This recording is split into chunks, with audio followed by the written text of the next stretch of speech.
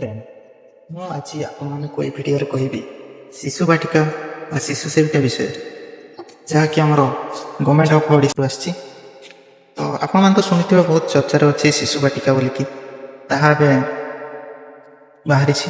ଆଉ ଆପଣମାନେ ସେଇ ଜବ୍ ପାଇଁ କେମିତି ଆପ୍ଲାଏ କରିବେ, ତାର ପ୍ରୋସେସ୍ କ'ଣ ରହିଛି, କେବେ ଆପ୍ଲାଏ ଆରମ୍ଭ ହେବ, କ'ଣ କ'ଣ ଡକ୍ୟୁମେଣ୍ଟ ଲାଗିବ, ଏହା ଅନଲାଇନ୍ କି ଅଫଲାଇନ୍ ହେବ, ସେ ବିଷୟରେ ଆଜି ଏହି ଭିଡ଼ିଓରେ ମୁଁ ଆପଣମାନଙ୍କୁ ଦେଖେଇବି। ତ ପ୍ରଥମେ ତ ଦେଖନ୍ତୁ, ନୋଟିସ୍ ଆସିଯାଇଛି ଗଭର୍ଣ୍ଣମେଣ୍ଟ ଅଫ୍ ଓଡ଼ିଶା ତରଫରୁ। ଆପ୍ଲାଏ କେବେ ହେବ ସେ ବିଷୟରେ ବୁଝେଇବି। ଅନଲାଇନ୍ ଆପ୍ଲାଏ କି ଅଫଲାଇନ୍ ଆପ୍ଲାଏ ହେବ, ଡକ୍ୟୁମେଣ୍ଟ କ'ଣ କ'ଣ ଲାଗିବ ସେ ବିଷୟରେ ଆପଣମାନଙ୍କୁ ସବୁ କିଛି ଏହି ଭିଡ଼ିଓରେ କହିବି। ତ ଚାଲନ୍ତୁ ଡେରି ନକରି ଆଜିର ଭିଡ଼ିଓକୁ ଷ୍ଟାର୍ଟ କରିବା। ତ ପ୍ରଥମେ ଆପ୍ଲାଏ କେବେ? ଆପ୍ଲାଏ ତ ଡେଟ୍ ଏପର୍ଯ୍ୟନ୍ତ ଜଣାପଡ଼ିନାହିଁ କେବେ ଆସିବ। ଅଗଷ୍ଟ କିମ୍ବା ସେପ୍ଟେମ୍ବର ମାସରେ ଆସିବାର ଥିଲା, କିନ୍ତୁ ଏପର୍ଯ୍ୟନ୍ତ ତ ଆପ୍ଲାଏ ଲିଙ୍କ୍ କି ଆପ୍ଲାଏ ୱେବସାଇଟ୍ କିଛି ବି ଡେଟ୍ ଆସିନାହିଁ। ତ ଜଣାପଡ଼ିନାହିଁ କେବେ ଆସିବ, କିନ୍ତୁ ବହୁତ ଶୀଘ୍ର ଏ ମାସେ ଦୁଇ ମାସ ଭିତରେ ହିଁ ଆସିଯିବ ଯାହା ଜଣାପଡ଼ୁଛି। ତ ଦେଖିବା ଡକ୍ୟୁମେଣ୍ଟ କ'ଣ କ'ଣ ଲାଗୁଛି। ଡକ୍ୟୁମେଣ୍ଟ ତ ଏପର୍ଯ୍ୟନ୍ତ ଜଣାପଡ଼ିନାହିଁ କ'ଣ କ'ଣ ଲାଗିବ, ଖାଲି ନୋଟିସ୍ରେ ଯାହା ଲେଖାଯାଇଛି ଆପ୍ଲାଏ ଟାଇମ୍ରେ କ'ଣ ଡକ୍ୟୁମେଣ୍ଟ ଆସିବ ସେ ବିଷୟରେ କିଛି ଲେଖା ହେଇନି, କିନ୍ତୁ ଜଏନିଂ ଟାଇମ୍ରେ କ'ଣ କ'ଣ ଡକ୍ୟୁମେଣ୍ଟ ଲାଗିବ ସେ ବିଷୟରେ ଲେଖା ହେଇଛି। ତ ପାସପୋର୍ଟ ସାଇଜ୍ ଫଟୋ ଦୁଇଟା, ଆପଣଙ୍କ highest qualification certificate, voter card, bank passbook.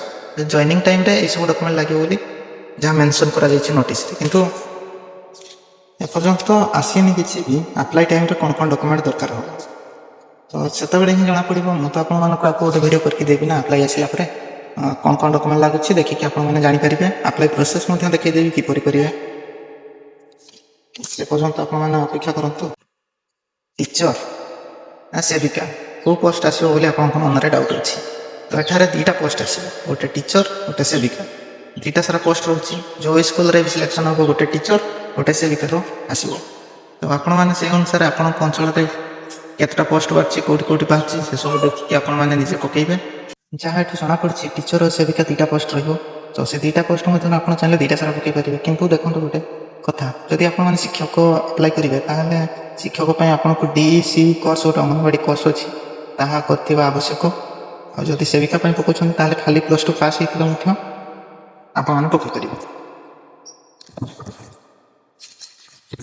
ଯାହା ଶୁଣିବାକୁ ମିଳୁଛି DEC କୋର୍ସ ଆପଣ କରିଥିଲେ ପକାଇ ପାରିବେ ବୋଲି ଯାହା ଜଣାପଡ଼ୁଛି, କିନ୍ତୁ ଆପ୍ଲାଏ ଆସିଲେ ହିଁ ଜଣାପଡ଼ିବ ଆକ୍ଚୁଆଲି DEC କୋର୍ସ ଦରକାର ହେଉଛି କି ନ ହେଉଛି। ଏମିତି ତ ବହୁତ ଆଗରୁ ନୋଟିସ୍ ଆସିଯାଏ, ଏହା ଦରକାର ହେବ ସେୟା ଦରକାର ହେବ, ନୋଟିସ୍ରେ ମେନସନ୍ କରା ହେଇନଥାଏ। କିନ୍ତୁ ଯାହା ୟୁଟ୍ୟୁବ୍ ଭିଡ଼ିଓ ଦେଖିକି ଜାଣିଥିବେ କି କୁହାକୁହିରୁ ଜଣାପଡ଼େ ଏଇ ଡକ୍ୟୁମେଣ୍ଟ ସେଇ ଡକ୍ୟୁମେଣ୍ଟ ଦରକାର ହେବ ବୋଲିକି ଆପଣମାନେ ଶୁଣିବାକୁ ପାଇଥିବେ। କିନ୍ତୁ ଆକ୍ଚୁଆଲିରେ ଯେତେବେଳେ ଆପ୍ଲାଏ ଆସିବ ସେଇ ଟାଇମ୍ରେ କିଛି ଅଲଗା ଡକ୍ୟୁମେଣ୍ଟ ଦରକାର ହୁଏ, ମାନେ କିଛିଟା ଡକ୍ୟୁମେଣ୍ଟ ଦରକାର ହୁଏନି, କିଛିଟା ଦରକାର ହୁଏ। ସେଇ ଅନୁସାରେ ଆପ୍ଲାଏ ହିଁ ଆସିଲେ ଆପଣମାନେ ଜାଣିପାରିବେ ଆକ୍ଚୁଆଲିରେ କେଉଁ ଡକ୍ୟୁମେଣ୍ଟ ଦରକାର ହେବ, କେଉଁ ଡକ୍ୟୁମେଣ୍ଟ ଦରକାର ହେବନି। ତ ଆପ୍ଲାଏ ଆସିଲେ ମୁଁ ଆପଣଙ୍କୁ ଡିଟେଲି ଫାଷ୍ଟ ହିଁ ବୁଝେଇଦେବି କେଉଁ ଟାଇପ୍ର ଆପ୍ଲାଏ କରିବେ, କ'ଣ କ'ଣ ଦରକାର ଲାଗିବ କହିଦେବି। ଏଜ୍ କେତେର ମାଗିଛି, ତ ଖାସ୍ କରି ଏହା ତ ଓମେନ୍ ମାନେ ହିଁ ଆପ୍ଲାଏ କରିପାରିବେ, ଝିଅମାନେ ହିଁ ଆପ୍ଲାଏ କରିପାରିବେ, ଝିଅ ବା ବୋହୂମାନେ ଆପ୍ଲାଏ କରିପାରିବେ। ତ ଏହାର ଏଜ୍ 18ରୁ 45 ବର୍ଷ ମଧ୍ୟରେ ହେଇଥିବା ଆବଶ୍ୟକ।